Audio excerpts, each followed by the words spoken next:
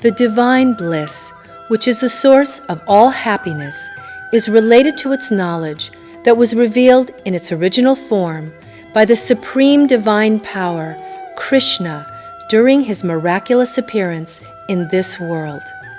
That was the Gita, the origin of all the spiritual isms and the knowledge of all the knowledges, which has now been further simplified by His Divinity Swami Prakashanand Saraswati, the foremost disciple of Jagadguru Shri Kripaluji Maharaj, who is the supreme divine descension of this age. The Gita is not only a philosophy, it is a promise of God. क्षिप्रं भवति धर्मात्मा शश्वच्छान्तिं निगच्छति कौन्तेय प्रतिजानीहि न मे भक्तः प्रणश्यति. It tells to merge all the spiritual formalities into the exclusiveness of loving devotion to the supreme form of God, and you will receive His vision.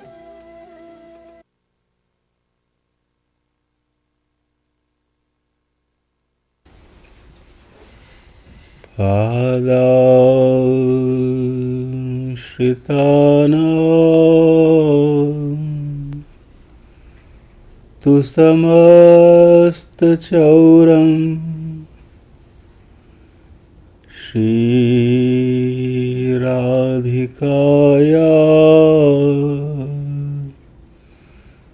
Hridayasya Chauram Neelambujasya Malakanti Chauram Chauragraganyam Purusham Namami Namaha Kamalanambhaye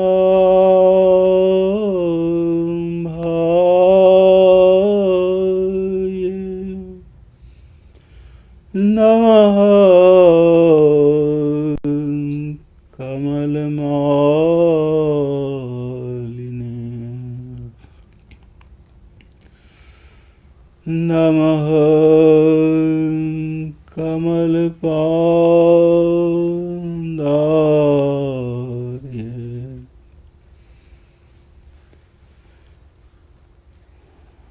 Namaste Kamale Kshana.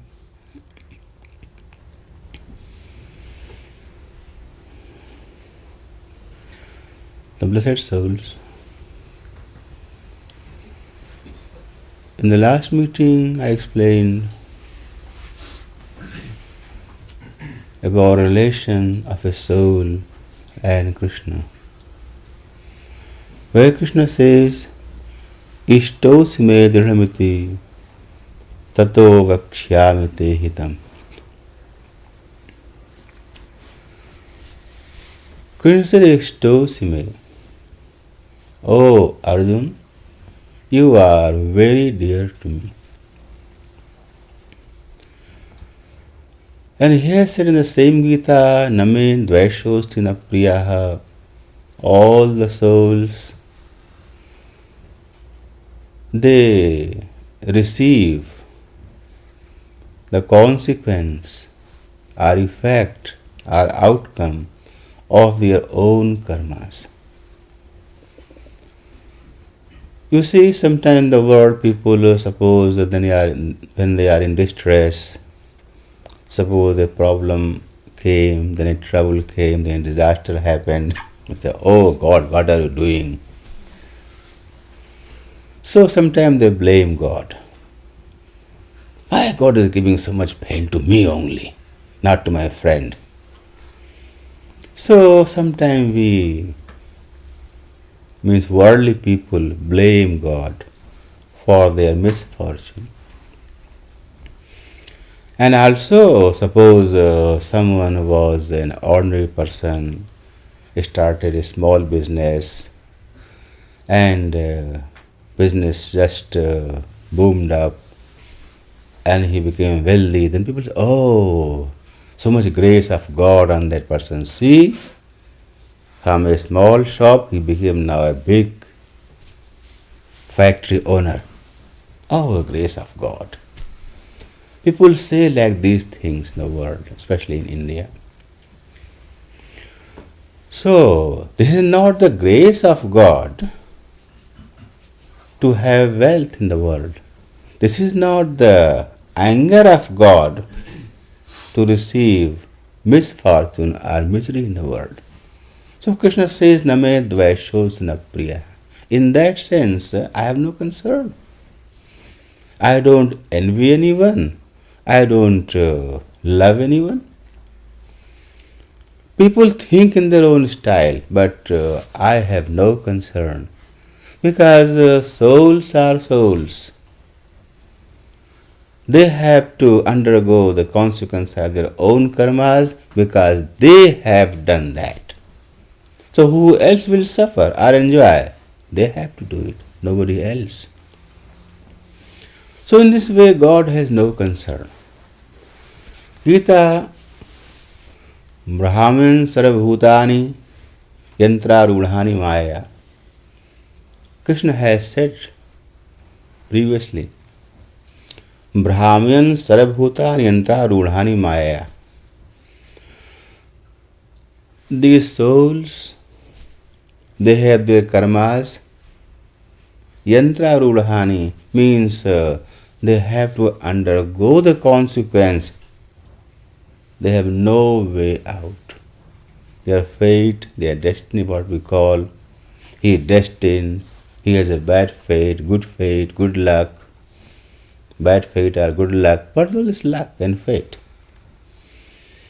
Luck is not accidental, or fate is not that fatal. So, what has made a person lucky and what has made a person to be miserable? It's not just accident or not some incident. It is the outcome of something, and that something is coming from your past life. So, what is from past life? Your actions.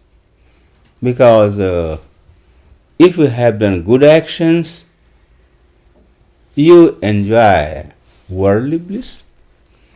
If you have done bad actions, you suffer in a worldly term. Bad health, less wealth, cheating friend, all kind of things. So, suffering or enjoyment, they are both relative and they relate to your past good or bad karmas. They have no concern with Krishna because Krishna has nothing to do with your personal karmas. You have done, you have to suffer, and you have done good with worldly ambition, enjoy the world. So in this way, Krishna has no concern. Yet he has concern. No concern in your karmic field, but concern with your welfare. So Ramayana has said that Savamam Priya Savamam Kujaye. Oh, all the souls are loving to me, dear to me, because they are my part. They are from me, so I love all the soul, but that love is something different. We can understand detail a little. Take an example. Suppose there is a very good father, good, a gentleman, God-fearing, well-behaved. He has 3 sons. One son was very naughty, very bad. He left the house forever and never came back. Father has no idea where is he gone. Okay. Second son also left the house. But he lived in the same town or same state and kept visiting from time to time to his father. But he was naughty, worldly. Third son is very obedient, most obedient. He lives with his father. So, see that good father is just concerned about that son who left forever.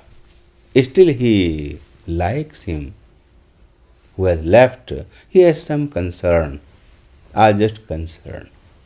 He still thinks of that son. He has not totally forgotten. Although son might have totally forgotten his father, but father still thinks of that son because he is a good father. So, although that son is completely out, yet father thinks of his welfare. And the one who is with the father and most obedient son, so father loves him the most. These are two kinds of souls in the world. Totally worldly souls who never think of God, and totally devoted souls, you can say saints, those who are with God forever.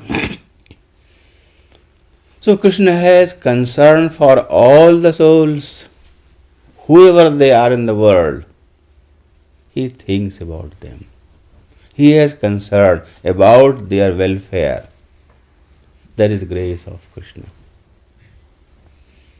But the most loving son who is with Krishna means the saint like Arjuna. So Krishna says, you are most loving to me. You are like me. I love you the most. So saints and worldly souls.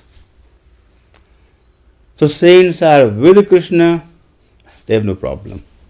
Krishna loves them, he is right, means Ishtosime Dridham, O Arjuna, is for sure you are very dear to me. And the souls in the world who have forgotten God, God still has concern for them, and that concern also is enough.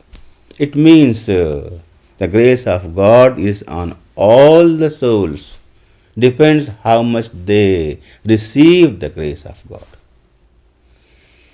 So general grace of God is on all the souls, whatever they are, human, celestial gods and goddesses, or bacteria, or plant, or worm, or animal, or bird, or any kind of creatures, whoever they are, He cares all the souls. But all those souls are running their life according to their own destiny, created by their own karmas of past life. So in this concern, God has no concern with their physical good and bad, or mental good and bad. But God has concern for all souls, for their welfare. There are some souls who are in between, neither worldly nor saint.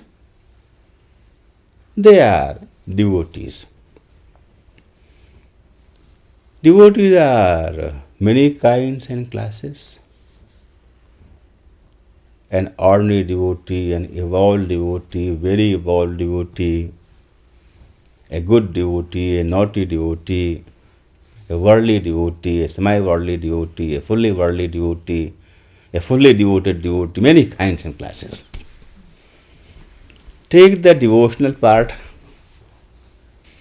So devotee means he is in the world, yet trying to be with Krishna. He is trying. But he is in the world. He has a material mind. But devoting his mind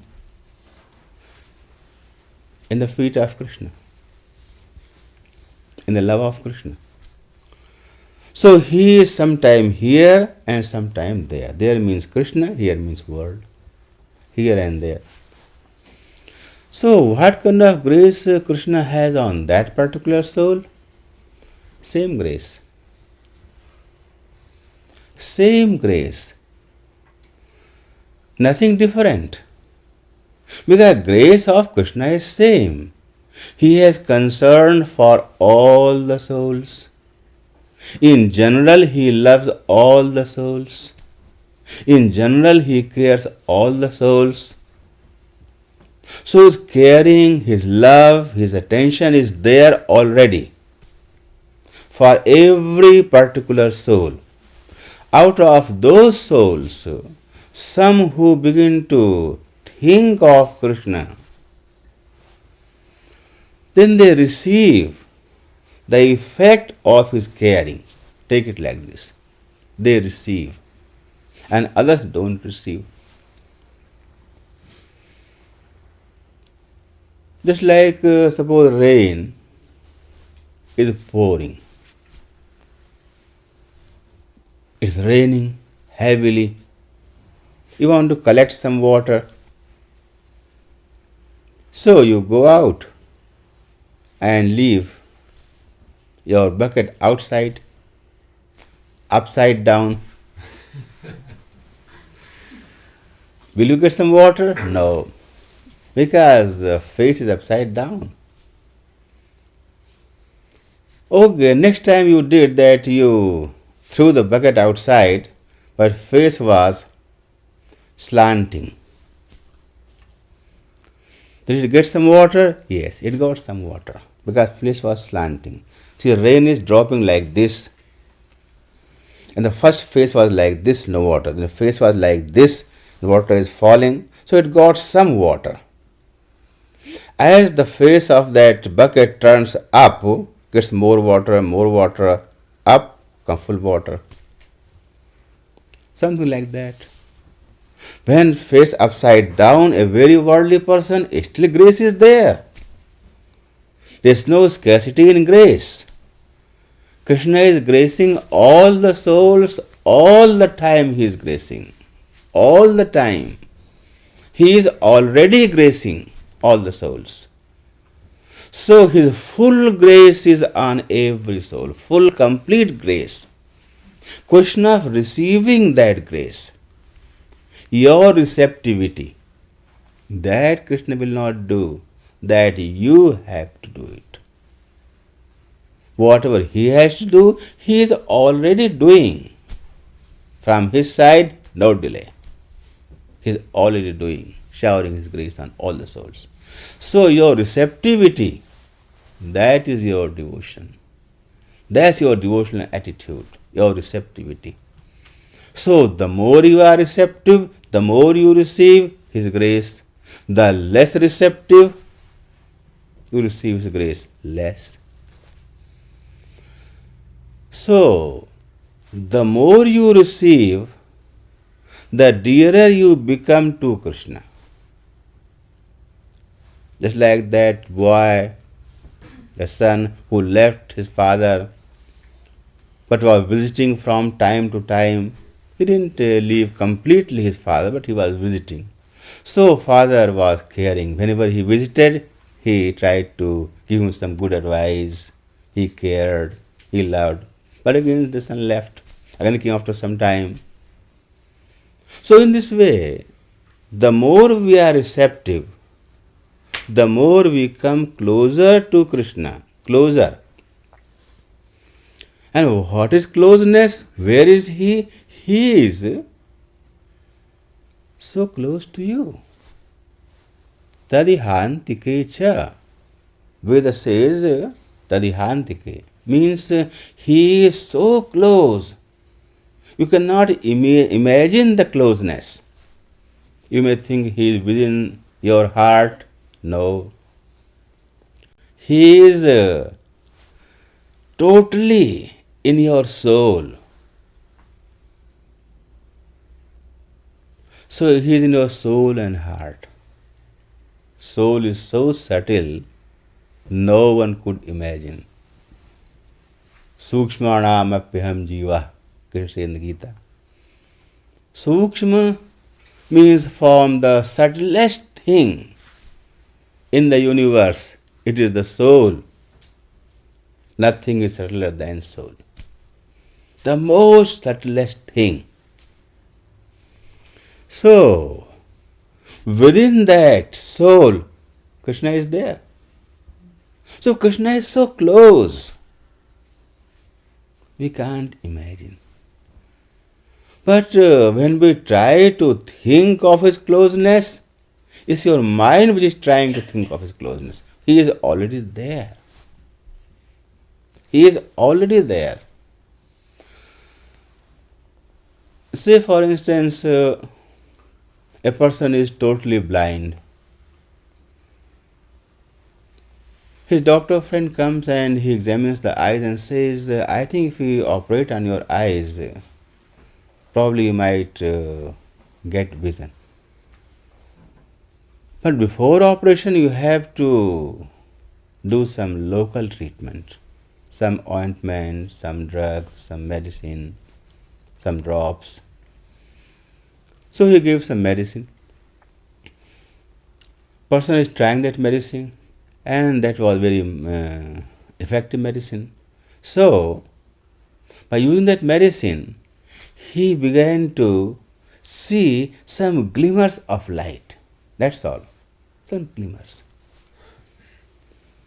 After some time, he could see just the light. Nothing clear. It's like through a opaque glass you see some light. Then after some time, again by using the same medicine, he could see some figures. They couldn't make out what that figure is. Is a boy or girl or just something sitting in front of me? What is that? Again after some time, you couldn't make out, no, he is a human being or is an animal. Slowly he is gaining his eyesight. Then he could make out, oh yes, I could see, but not very clearly. I could see it's a man, it's a woman, it's a boy, it's a girl. Doctor says, now that's enough from medicine. Now I'll do some work on your eyes and you will have your full vision. He worked on his eyes and that patient got his complete vision. Now you can see everything clearly. So, receiving that total vision like receiving God realization. Before that, he was using that medicine. So slowly he was gaining eyesight, slowly. When he got the eyesight, vision was there. Suppose his relatives, his friends, they were there, but he could not see. When he was slightly seeing, he could see something moving, but they were there. So the world was there, his friends were there, relatives were there, world was there, scenery was there, he only couldn't see it. Similarly, Krishna is there already in his full divine beauty, in his full divine charm, in his complete divine love. We don't experience. So we have to use. What is the medicine? Krishna name. That's it. Krishna chanting. Dedication to Krishna. Surrendering to Krishna. Loving Krishna. Remembering Krishna. Meditating on his form, leelas, virtues. This is the medicine. Divine medicine. Devotion. So through devotion, as your heart purifies, pashyati vastu sukshmam chakshur yashai yathai vanjana samprayuktam. Bhagavatam says exactly same thing, what I just explained. So as his heart purifies, the devotee begins to see Krishna closer, closer, closer.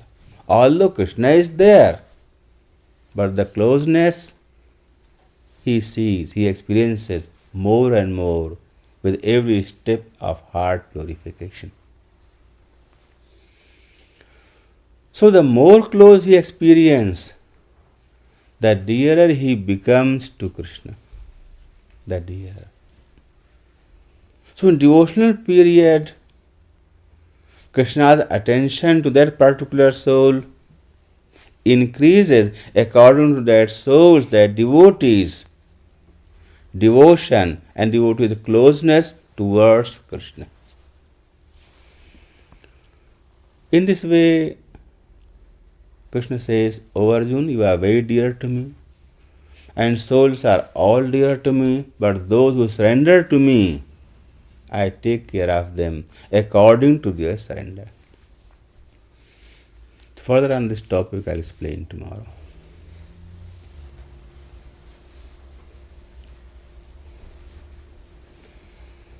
We'll do chanting. As I explained, Krishna, in his full bloom beauty, love, and caring, he is very close to you. Try to feel his closeness as much as you can, and then sing the name. We all should close our eyes.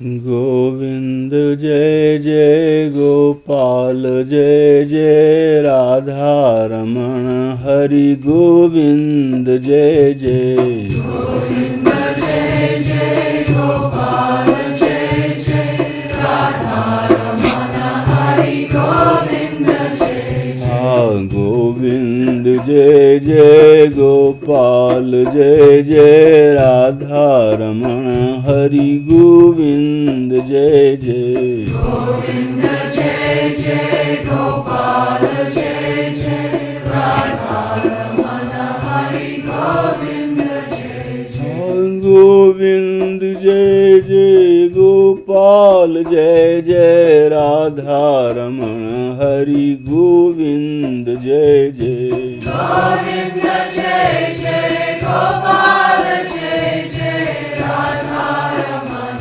Hari Govind जय जय गोविंद जय जय